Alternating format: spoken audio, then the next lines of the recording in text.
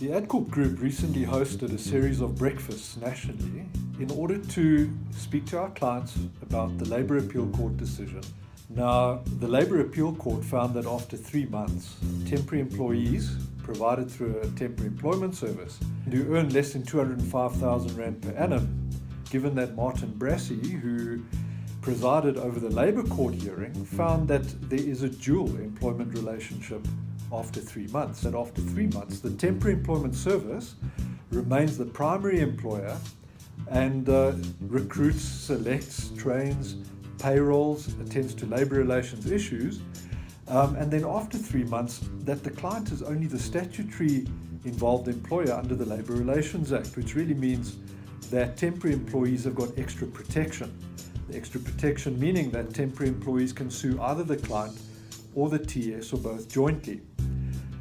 No surprise then that the Labour Appeal Court decision that said that the client is the sole employer after 3 months is a very, very surprising one and quite frankly technically unsound. Clients, we established that there are some very good legal reasons why dual employment should be the outcome after 3 months.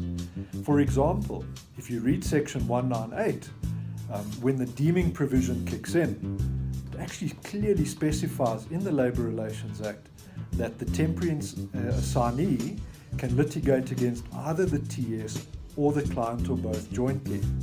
It also talks about a labour inspector being able to enforce a compliance order either against the TS or the client or both jointly. That for there to be joint liability after 3 months, there have to be two parties to the employment relationship.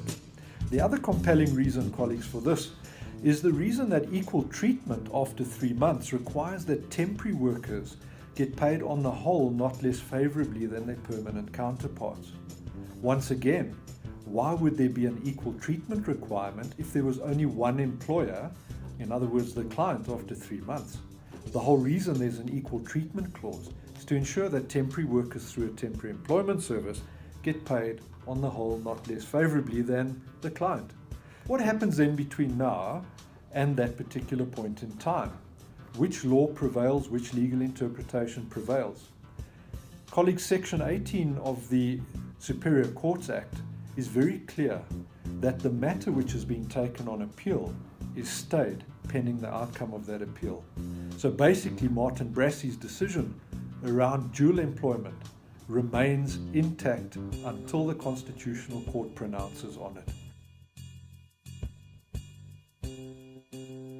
The ability to match your costs to your revenue cycles, the ability to have flexibility, the ability to drive EEE, to have big payrolls run and economies of scale attached to that, balance sheet strength, and a whole range of other reasons mean that companies need a flexible workforce. How can we be sure the Constitutional Court will even hear this matter? That Section 23 of the Constitution provides for the constitutional right to fair labour practices. So because this is a labour matter, the Constitutional Courts always hear these matters. So we believe it will be heard. Then some clients have said, but what happens if we don't get a favourable outcome at the Constitutional Court?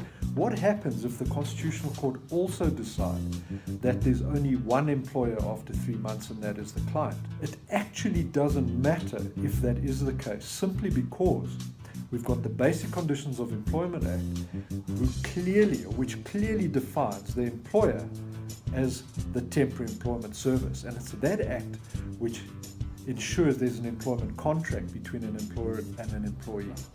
So the Constitutional Court can only find in respect of the Labour Relations Act, but under the Basic Conditions of Employment Act, the Skills Development Levies Act, bargaining councils, even PAYE under the Income Tax Act, the temporary employment service remains the primary employer.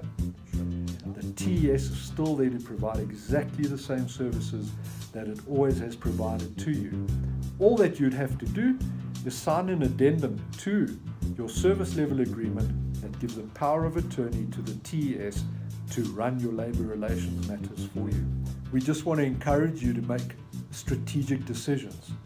Don't let the tail wag the dog. Look at your business requirements, look at your strategy, and then decide what your workforce solution should look like. If you have any questions, please get hold of your Adcorp representative.